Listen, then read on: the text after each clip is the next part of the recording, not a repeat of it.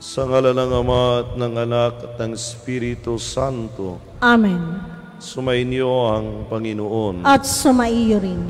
Mga kapatid, tayo sumasama magpurit magpasalamat sa Diyos. Ngayon tayo kanyang tinitipon bilang nagkakaisa niyang bayan, lalo tigit sa ating paminto sa ating Santo Patron na si San Fernando. Idaas natin sa Diyos ang ating mga intensyon at panalangin, at upang tayo lahat ay maging karapat-dapat sa pagdiriwang ating pagsisihan ng mga nagawa nating kasalanan.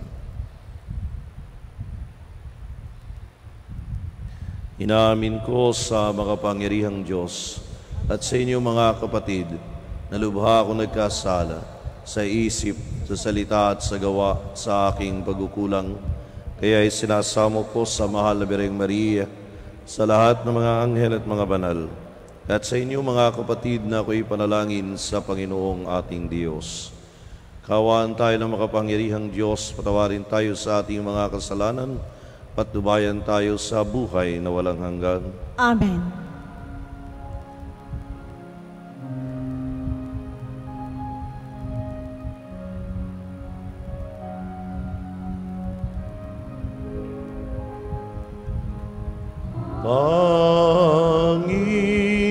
Panginoon, kaawaan mo kami. Panginoon, kaawaan mo kami. Kristo, kaawaan mo kami. Kristo, kaawaan mo kami.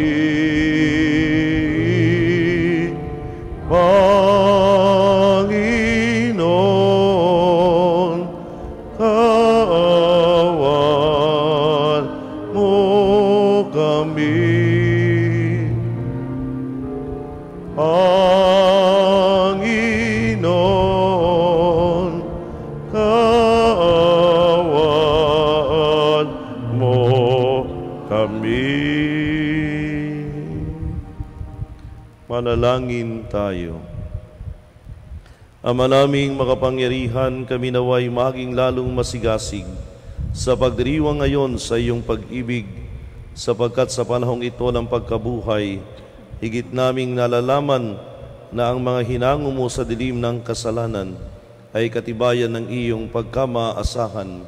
Sa pamamagitan ni Jesucristo kasama ng Espiritu Santo, magpasawalang hanggan. Amen. Ang lahat po ay magsisiupo.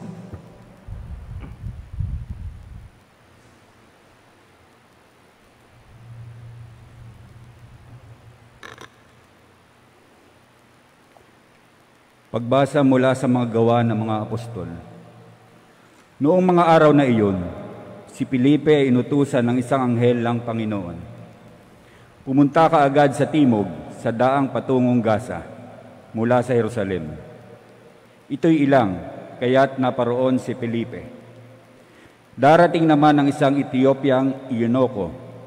Siya ang tagapamahala sa lahat ng kayamanan ng Candace, o reyna ng Ethiopia. Nagpunta siya sa Jerusalem at sumamba sa Diyos. Siya'y pauwi na noon, nakasakay sa kanyang karwahe at nagbabasa ng aklat ni Propeta Isaías. Sabayan mo ang sasakyang iyon, sabi ng Espiritu kay Felipe. Patakbong lumapit si Felipe at narinig. Niyang binasa ang iniyako at aklat ng Propeta Isaías. Kaya't tinanong niya ang Eunuko, naunawaan po ba ninyo ang inyong binabasa? Paano kong mauunawaan ito kung walang magpapaliwanag sa akin? Sagot niya, at si Felipe inanyayahan niyang sumakay sa karwahe at umupo sa tabi niya. Ito ang bahagi ng kasulatang binabasa niya. Kung paanong walang imik ang tupa na dinadala sa patayan, o ang kordero sa harapan ng manggugupit. Gayon din naman, hindi siya nagbuka ng kanyang bibig. Siya'y hinamak at pinagkaita ng katarungan. Walang maitatala tungkol sa kanyang mga inapo, sapagkat kinitil dito sa lupa ang kanyang buhay. Sabihin mo nga sa akin, wika ng Eunuko kay Felipe, sino ba ang tinutukoy dito ng propeta? Sarili ba niya o iba? Buhat sa kasulatang ito, isinalaysay ni Felipe ang mabuting balita tungkol kay Jesus. Nagpatuloy siya sa paglalakbay at dumating sa isang lugar na may tubig. May tubig dito, sabi ng Eunuko. O kung ba'y hindi maaaring binyagan, sabi niya kay Felipe, maaari kong sumampalataya ka ng buong puso. Sumagot siya, sumasampalataya ako na si Jesucristo ang anak ng Diyos. Pinatigil ng Eunuko ang karwahe. Lumusong silang dalawa sa tubig at bininyagan niya si Felipe. Pagkaahon niya sa tubig, si Felipe kinuha ng Espiritu ng Panginoon. Hindi na siya nakita ng Eunuko at nagpatuloy naman sa kanyang paglalakbay na tuwang-tuwa. Namalaya na lamang ni Felipe na siya ay nasa Azoto. Mula noon, ipinangaral niya ang mabuting balita tungkol kay Jesus sa lahat ng bayang dinaraanan niya hanggang sa marating ang Cesarea. Ang salita ng Diyos. Salamat sa Diyos.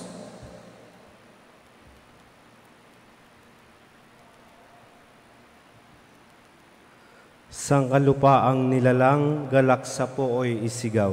Sangkalupaang nilalang, galak sa pooy isigaw. Ang lahat ng bansay magpuri sa Diyos. Inyong iparinig papuring malugod. Iningatan niya tayong mga buhay. Di tayo bumagsak, di niya binayaan. Sangkalupaang nilalang, galak sa pooy isigaw. Lapit at makinig ang nagpaparangal. Sa Diyos at sa inyo'y aking isasaysay. Ang kanyang ginawang mga kabutihan. Nung ako'y balisa, ako ay dumaing. Dumaing sa Diyos na dapat purihin. Handa kong purihin ng mga awitin. Sangkalupaang nilalang, galak sa pooy isigaw. Purihin ang Diyos, siya'y papurihan. Yamang ang daing ko'y kanyang pinakinggan, at ang pag-ibig niya ay aking kinamtan. Sangkalupaang nilalang, galak sa pooy isigaw. Ang lahat po ay magsitayo.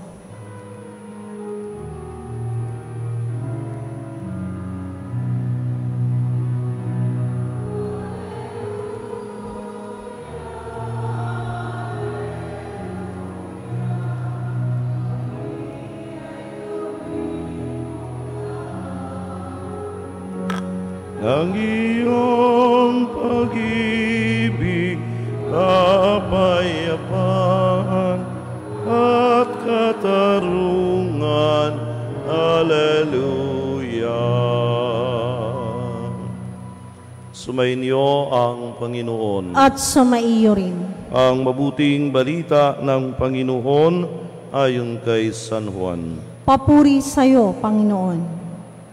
Noong panahong iyon, sinabi ni Jesus sa mga tao, walang makalalapit sa akin, malibang dalhin siya ng amang nagsugo sa akin. At ang lalapit sa akin ay muli kong bubuhayin sa huling araw. Nasusulat sa aklat ng mga propeta, at silang lahat ay tuturuan ng Diyos. Ang bawat nakikinig sa Ama at natututo ay lalapit sa akin. Hindi ito nangangahulugang may nakakita na sa Ama. Iyaong nagmula sa Diyos, ang tanging nakakita sa Ama. Sinasabi ko sa inyo, ang nananalig sa akin ay may buhay na walang hanggan.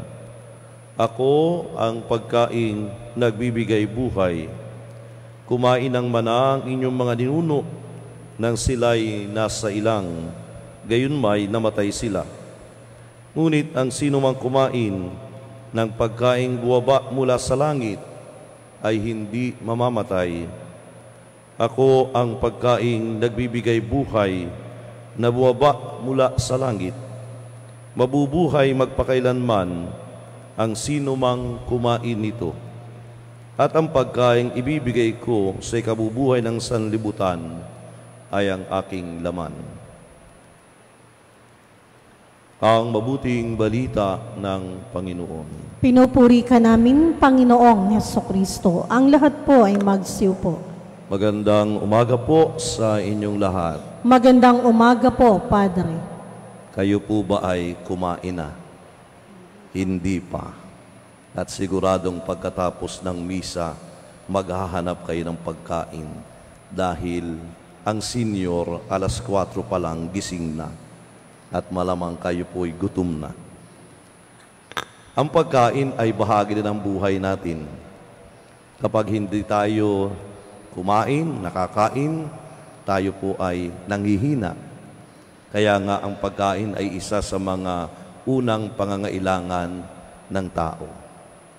Sa English translation po ng ating binasang Ebanghelyo, ang ginamit na salita instead of pagkain ay bread. Sabi ni Jesus, I am the bread of life. Kasi ang tinapay, ang pangunahing pagkain nung panahong yun. At lais lamang ipakita sa mga salitang yun na ang pangangailangan ng tao ay pagkain. Kaya nga nais ni Jesus na ilagay ang kanyang sarili sa ganoong katotohanan. Kaya nga kapansin-pansin din sa huling buhay o sa huling bahagi ng buhay ng Panginoon, ang kanyang ginamit at binigyan ng pansin ay ang pagkain o ang tinapay, lalo na sa huling hapunan, baging sa kanyang magpagpakita sa kanyang mga alagad, katulad ng kanyang 2 alagad na patungong Emmaus, doon nila nakilala si Jesus nang paghati-hatiin niya ang tinapay. Inangkin ni Jesus ang tinapay, ang pagkain, bilang kaniyang sarili para ipaalaala sa atin na siya'y kailangan natin sa araw-araw ng ating buhay kung papaanong ang pagkain, ang tinapay, ay pangangailangan natin sa araw-araw. Pero sabi ni Jesus, kakaiba ito. Hindi ito katulad ng kinain ng kanilang mga ninuno nung sila ay naglalakbay patungong lupang pangako. Nang sila'y magutom, si Yahweh, ang Diyos, ay nagpaulan, nagpadala ng mana, ang pagkain mula sa langit, at yun ang kanilang kinain. Pero sila'y muling nagutom. Pero ngayon, ang pagkain binibigay ni Jesus, ang tinapay na ibinibigay ni Jesus, ay mismong ang kanyang sarili. At ang pangako ni Jesus, hindi na kayo magugutom magpakailanman. Dahil ang pagkain ito ang magdadala sa atin sa buhay na walang hanggan. Pero sabi nga po natin, kakaiba ito. Bakit? Kasi sa pagtanggap natin sa pagkain ito, sa pagtanggap natin ito kay Jesus, hindi pwedeng basta tinatanggap lang. Kung hindi ating tinatanggap din ang hamon ni Jesus sa atin, na siya'y ating dalhin sa ating kapwa para maging pagkain din nila at makilala si Jesus sa kanilang buhay sa araw-araw. Sapagkat kapag tinanggap natin si Jesus bilang ating pagkain, ninanais ng Diyos na iayo natin ang ating sarili sa Kanya, ang kinin natin ang ating Panginoon sa ating buhay. Sapagkat meron pong isa pang paniniwala ang mga Hudiyo. Sabi ng mga Hudiyo, kung ano ang iyong kinakain, yun ka magiging. Sabi, what you eat is what you live. Kung ano ang kinain mo, doon ka mabubuhay. Kaya nga sila'y umiiwas sa mga pagkaing marurumi para sa kanila, sapagkat ayaw nilang maging marumi sa harapan ng Diyos. Taglay ang ganoong paniniwala, pwede din nating isipin at sabihin, kung tinatanggap natin si Jesus at itinuturing natin siyang pagkain ng ating buhay, lalo tigit sa banal na Eucharistia, ibig sabihin, ang buhay natin ay sana maging katulad ng kay Jesus. May pag-ibig, may pagmamahal, lalo tigit sa ating Ama sa langit at sa ating kapwa-tao. Kaya nakakalungkot at nakakaiskandalo kung tayo tanggap ng tanggap kay Jesus, lalo tigit sa banal na Eucharistia, pero iniiwanan naman natin siya sa simbahan sapagkat hindi natin siya dinadala sa ating pang-araw-araw na buhay. Nakakalungkot kung tayo tanggap ng komunyon o ng Eucharistia, pero paglabas naman natin ng simbahan, ang sama-sama pa rin ang ating ugali. Chismosa pa rin tayo. Hindi pa rin tayo nagpapatawad. Gumagawa pa rin tayo ng masama. Taya pa rin kung saan-saan. Kaya nga, kapag nasa atin na si Jesus, magsisikap tayong tularan natin siya, lalo tigit sa buhay ng kabutihan, sa buhay ng pag-ibig. Kaya patuloy po tayo magsisikap na hanapin ang Panginoon at tanggapin natin siya. Kung papaanong ang pagkain ay ating pangailangan, sana parati din nating maisip at maisaloob na si Jesus ang tunay nating pagkain, natutugon sa pangailangan, hindi lamang sa buhay dito sa lupa, kung hindi lalo tigit sa buhay sa kabila.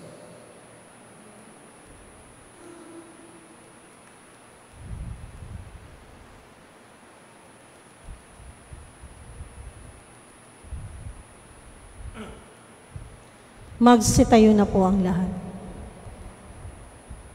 Mga kapatid, habang tayo ay natitipon kay Kristo na nangingibabaw sa lahat ng kasamaan, buong pagtitiwala tayong lumapit sa Ama, taglay ang ating kahilingan at ang tugon, Panginoon, dinggin mo ang aming panalangin. Panginoon, dinggin mo ang aming panalangin. Ang bayan ng Diyos na pinalalakas ng Eucharistia, naway magkaisang mamuhay sa pananampalataya at pag-ibig, manalangin tayo sa Panginoon. Panginoon, dinggin mo ang aming panalangin. Sa pagtanggap natin ng Eucharistia ng may pagpapahalaga, naway mapalalim natin ang pag-ibig sa isa't isa, manalangin tayo sa Panginoon. Panginoon, dinggin mo ang aming panalangin. Tayo naway hindi magkulang sa pagbabahagi ng mga biyaya sa mga nangangailangan at sa gayon ay makatulad tayo ni Kristo na nag-alay ng sarili, manalangin tayo sa Panginoon. Panginoon, dinggin mo ang aming panalangin. Ang mga may karamdaman sa katawan at pag-iisip, naway palakasin ang kanilang pagtanggap sa katawan at dugo ni Kristo sa Eucharistia, manalangin tayo sa Panginoon. Panginoon, dinggin mo ang aming panalangin. Ang mga yumao, naway makabahagi sa ipinangakong piging sa langit ng Panginoon, manalangin tayo sa Panginoon. Panginoon, dinggin mo ang aming panalangin.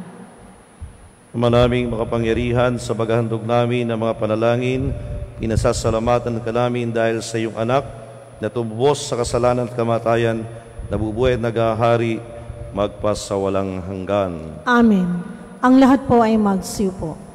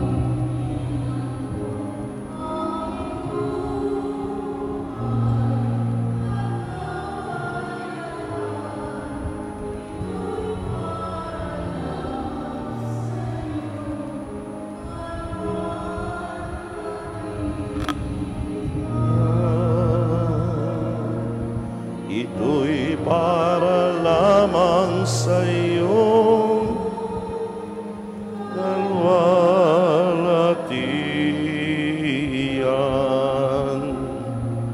Ang lahat po ay magsitayo. Manalangin kayo mga kapatid upang paghahain natin kalugdan ng Diyos sa mga makapangyarihan. Tanggapin nawa ng Panginoon itong paghahain sa iyong mga kamay, sa kapurihan niya at karangalan sa ating kapakinabangan at sa buong sambayanan niyang banal. Ama naming lumikha, sa paghahain ng banal na pagkapalitan ng iyong mga kaloob at ng aming alay, kami pinapagsasalo mo sa iyong buhay na mumukod-tangi at walang kapantay. Pagkaloob mong aming paikinabang sa iyong paikisamang aming maaasahan, ay siya ring umiral sa aming pamumuhay araw-araw sa pamamagitan ni Jesucristo kasama ng Espiritu Santo, magpasawalang hanggan. Amen. Sumainyo ang Panginoon. At sumaiyo. Taas sa Diyos ang inyong puso at diwa. Itinaas na namin sa Panginoon. Pasalamatan natin ang Panginoong ating Diyos. Marapat na siya'y pasalamatan. Ama naming makapangyarihan, tunay ngang marapat na ikaw ay aming pasalamatan. Ngayong ipinagdiriwang ang paghahay ng Mesiyas ang maamong tupa na tumubos sa aming lahat. Naghahaing walang humpay ang anak mong minamahal upang magkasalo-salo ang tanan sa piging ng iyong buhay. Hindi na mamatay ang inahain sa krus, ang sa krus ipinako'y buhay lagi bilang handog. Kaya kaysa ng mga anghel na nagsisiyawit ng papuri sa iyo ng walang humpay sa kalangitan, kami nagbubuni sa iyong kadakilaan.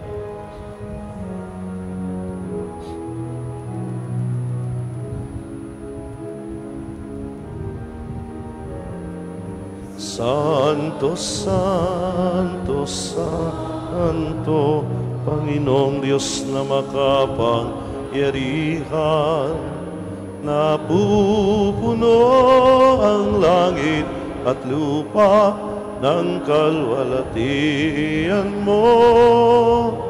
Hosana, Hosana sa kaitaasan. Pinagpala ang naparirito sa ngalan ng Panginoon. Hosana, Hosana, kaitaasan. Ang lahat po ay magsiluhod. Ama naming banal, ikaw ang bukal ng tanang kabanalan, kaya't sa pamagitan ng iyong Espiritu ganung banal, ang mga kaloob na ito, upang para sa amin ay maging katawan at dugo ng aming Panginoong Hesukristo. Bago niya pinagtiis ang kusang loob na maging handog, hinawakan niya ang tinapay, pinasalamatan ng kaniya, pinaghati-hati niya iyon, iniabot sa kaniyang mga alagad at sinabi, "Tanggapin ninyong lahat ito at kanin. Ito ang aking katawan na ihahandog para sa inyo."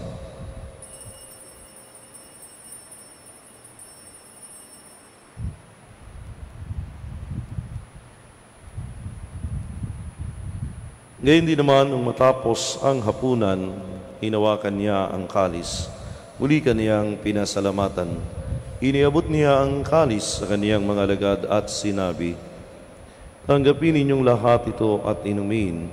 Ito ang kalis ng aking dugo, ng bago't walang hanggang tipan. Ang aking dugo na ibubuhos para sa inyo at para sa lahat sa ikapagpapatawad ng mga kasalanan. Gawin ninyo ito sa pag-alala sa akin."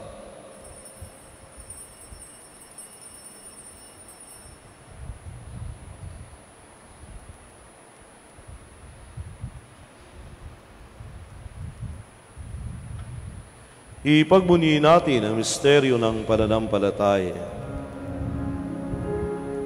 Si Kristo'y namatay, si Kristo'y nabuhay, si Kristo'y babalik sa wakas ng panahon.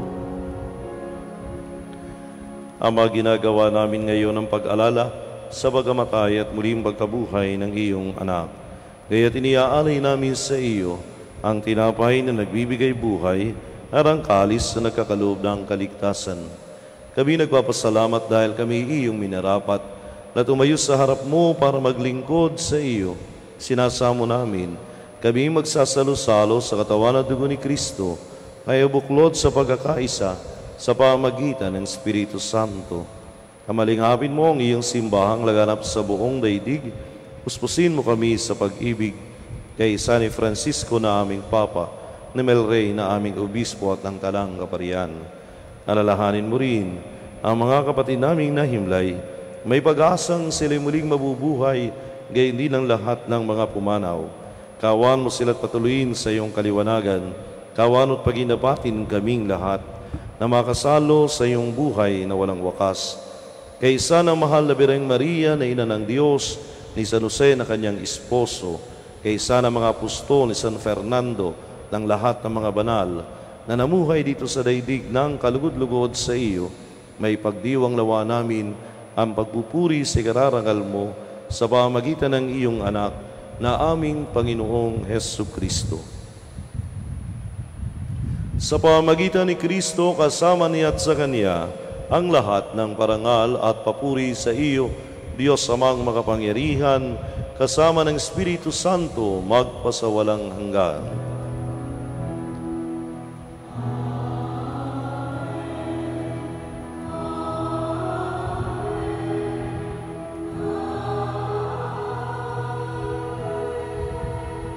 Ang lahat po ay magsitayo. Taglay ang pag-ibig sa Diyos, sama-sama tayong tumawag sa ating Ama sa langit.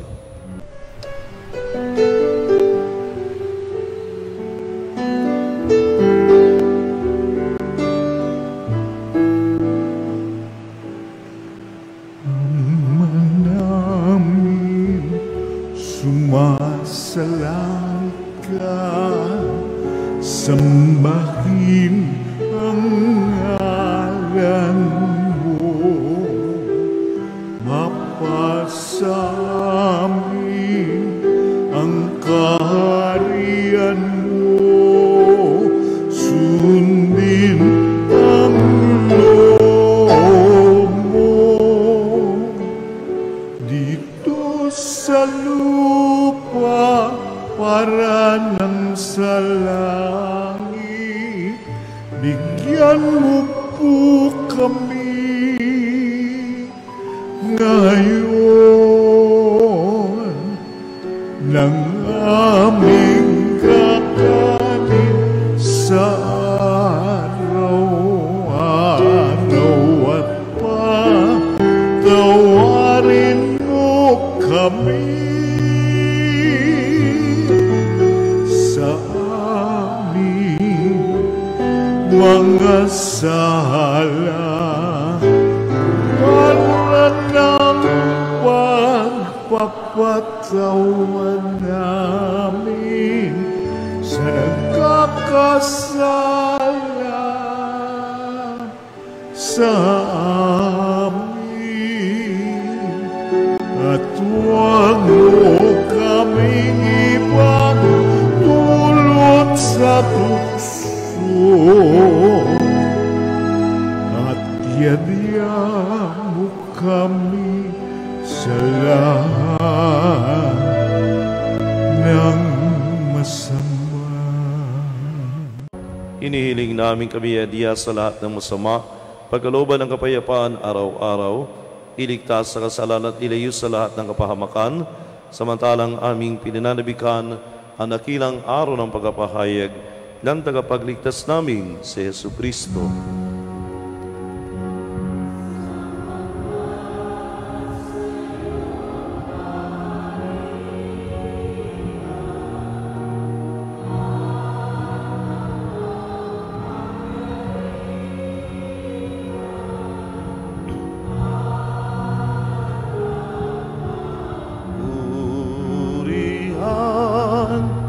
Magpakailanman.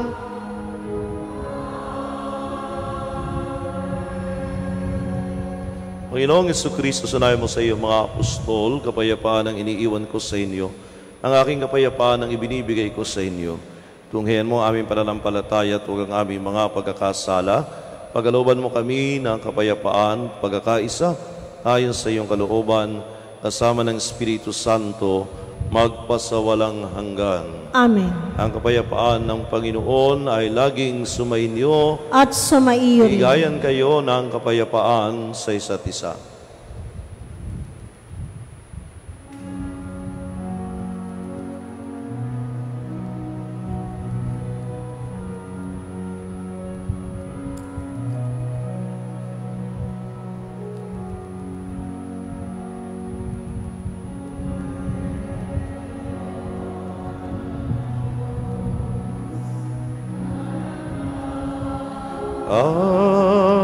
Aalis ng mga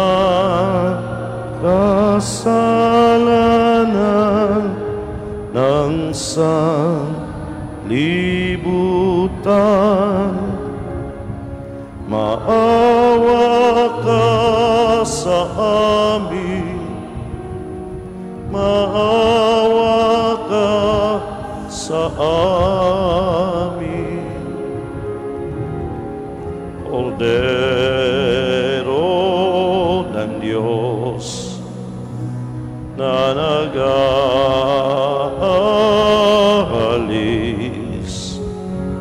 ng mga kasalanan ng sanlibutan. Maawa ka sa amin, maawa ka sa amin. Meron ng na nag-aalis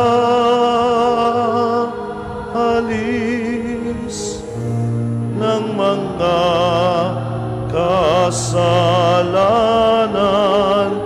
ng sanlibutan. Ipagkaloob mo sa amin ang kapayapaan.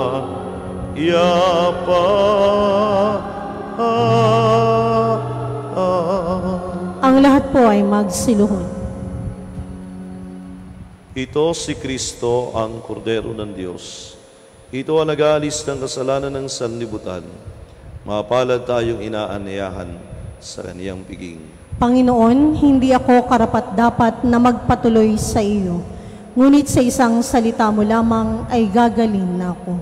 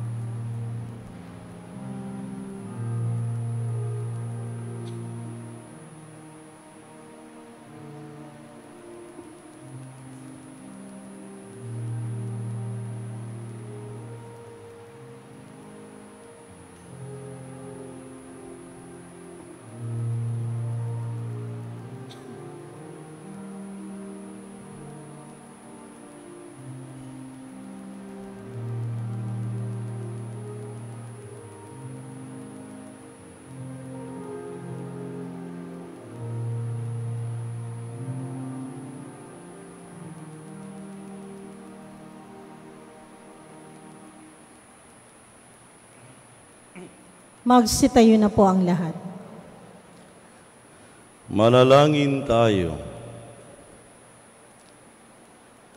Ama naming mapagmahal, manatili kang kapiling ng iyong sambayanan, na ngayon pinapakinabang mo sa iyong sariling buhay, at gawin mo kami pasulong na makahakbang mula sa dati naming pagkamakasalanan, patungo sa pagbabagong nagdudulot ng iyong kabutihan, sa pamamagitan ng Jesucristo, kasama ng Espiritu Santo, magpasawalang hanggan. Amen.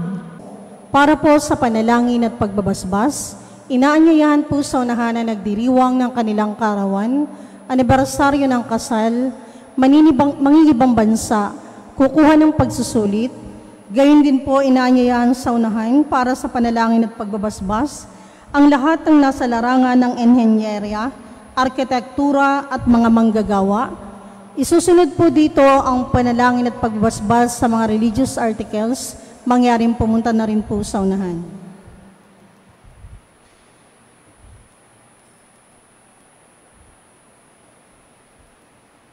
Ama namin pagmahal, sa'yo nagmumulang lahat ng mabuting bagay, hinihiling namin.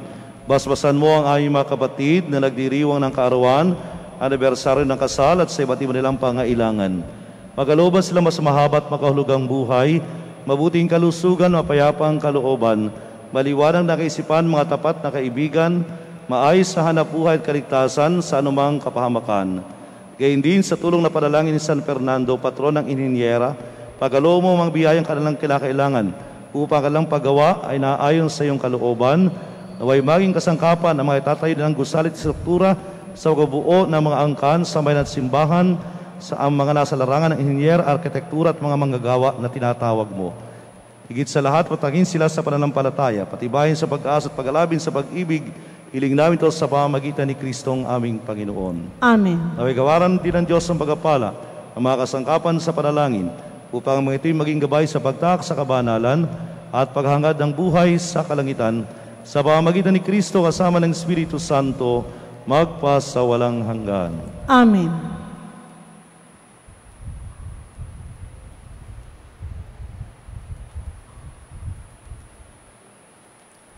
Atin pong palakpakan ng mga nagdiriwang ng kanilang karawan at anibersaryo ng kanilang kasal.